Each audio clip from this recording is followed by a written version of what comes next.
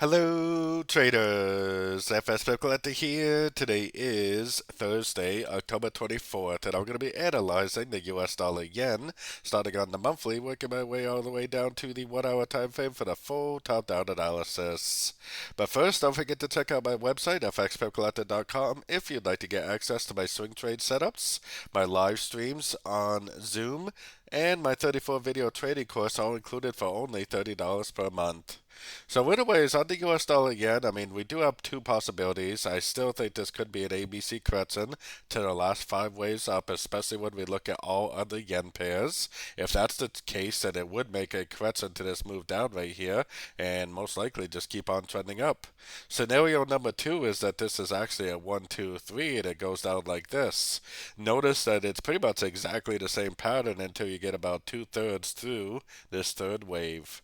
So let's take it down to the weekly time frame. I definitely have it labeled as an ABC, but it for sure could be that 1, 2, 3. Like I said, it's exactly the same.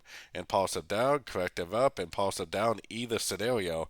The only difference is that wave 3 will just keep on going down, eventually look at something like that. And a wave C would actually probably do something like this, break structure, and then continue the uptrend. That's why I say I don't really care whether it's an ABC or 1, 2, 3 until we're about 2/3 through this third wave. So taking it down to the daily time frame. So I still think that this is still either a wave B or a wave 2. I think this is the bottom of an A. I think that's 3 waves up for A of B, or A of 2. 3 waves down, B. And I think this is 5 waves up for C. Now we are getting pretty much to my target area. We are at the 178, 161.8. All we really need now is like that 3, 4, 5 shape and a break of structure to prove that it really is the end of a correction. Then we can start looking for shorts in a big wave for the continuation of the downtrend for either a wave C or a wave 3. So taking it down to the 4 hour time frame. So on the 4 hour time frame, I really do not think this trend is over. This is a very impulsive move up. Our last structure level is actually way down here, which actually tells me that likely this is a wave 3, which means that this is probably going to have to make a wave 4 and then back up again for a wave 5. Then if it goes up and makes a new higher high, then goes down and breaks this structure, that's what's going to tell me the wave C of B or C of 2 is complete on the higher time frames, and that will tell me that it's time to start looking for shorts in a big way.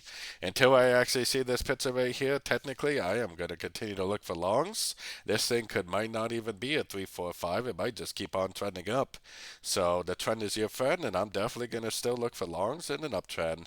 Taking it down to the 1 hour time frame, I don't think this is anywhere near a complete correction.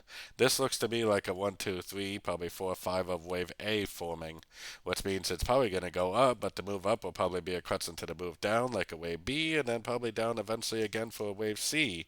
I would expect to see a more proper looking 3-wave pattern, probably down to one of these lower Fibonacci levels, which really it could be any one of them, before we actually do end up continuing the uptrend. So I'm definitely primarily looking for longs, but I definitely do not trade the short time frames. If you do trade the short time frames, you might even get a couple sorting opportunities before it actually does end up continuing the uptrend. So don't forget to join my free Discord channel, which is linked down here in the corner. And as always, thank you and happy trading.